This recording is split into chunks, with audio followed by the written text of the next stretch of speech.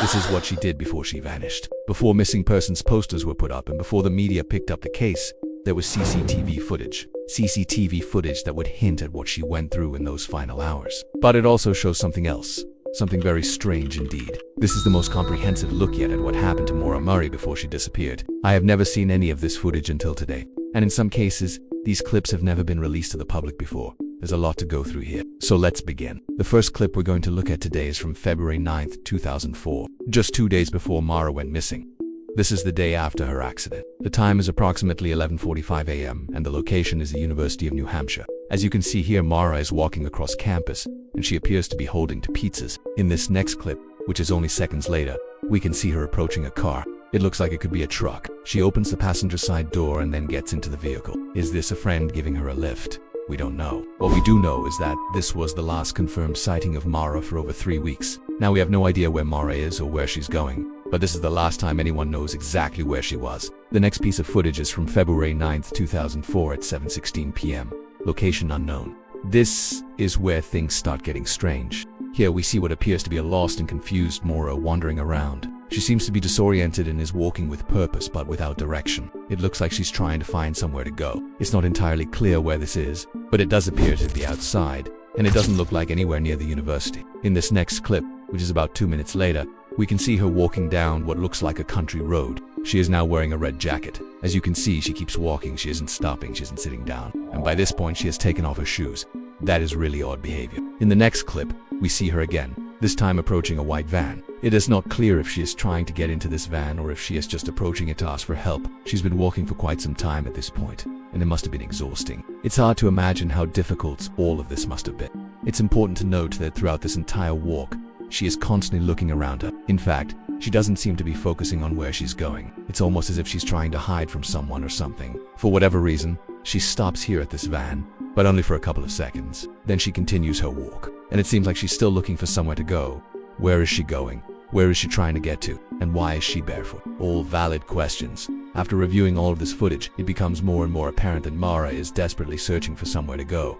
You can see it on her face. She looks terrified. Now, the next clip we're going to look at is from February 9th, 2004. At 8:17 p.m., the location is an ATM on Whitehall Road in Haverhill, New Hampshire. What's interesting here is that Maura goes to withdraw money. She uses her debit card to withdraw $280 in cash. Again, why is she doing this? Why is she wandering around half barefoot? And why is she taking out a large sum of cash? None of this makes sense.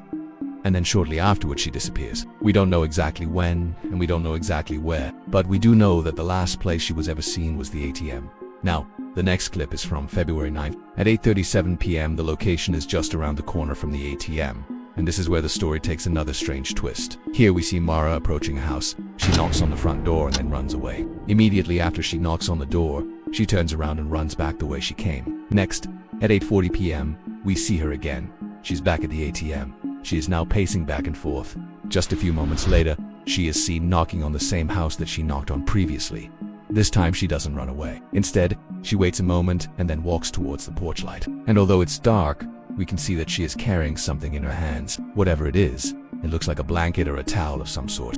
She then walks back to the road and keeps walking in an easterly direction. This is the last time she is ever captured on camera. The next piece of footage is from February 10th, 2004, and is from a completely different location. The time is 2:21 a.m. and the location is an intersection in Conway, New Hampshire. This is 12 hours after she was seen walking away from the house on Whitehall Road. And as you can see here, she's approaching a convenience store. But this is just another strange twist in this mystery because she's already been here. This is the same convenience store that she visited earlier in the evening on February 9th, so she has walked all the way from here to Whitehall Road and back again.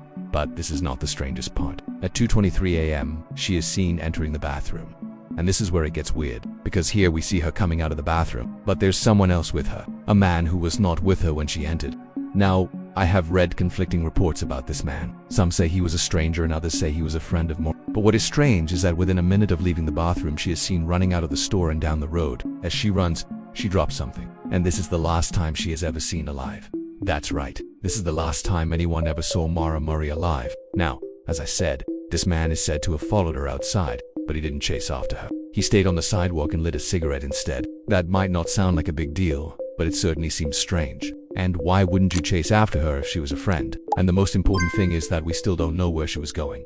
The next piece of footage is also from the same night. This is February 10th, 2004 at 2:25 a.m. And this is a recording from inside the convenience store. At first it doesn't look like much. We can see customers browsing the aisles. But that changes when we listen to the audio.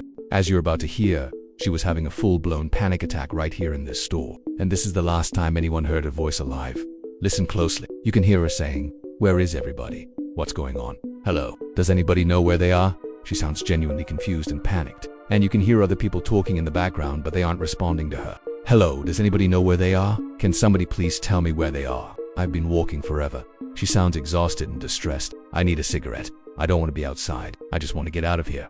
Her tone of voice suggests that she feels trapped. "Where is everybody? Hello there. They're gone. Oh my God, what am I gonna do? Somebody, please help me. Can somebody please tell me where I am? Please, please, please." And then it cuts off. Just listening to this breaks my heart. And to think that this is the last time anyone heard her alive is truly tragic. Now, after hearing this, it's clear that Maura was not just lost. She was scared, she was alone, and she was desperate for help. But where was she? Where was everyone? And why was she walking barefoot? And why had she taken a large amount of cash out of the ATM? Unfortunately, we don't have the answers to those questions. But hopefully one day soon we will. Now, I want to take a moment to thank you for watching this video. If you're new here, welcome. I hope you enjoy my content. And if you want to support, please consider becoming a member.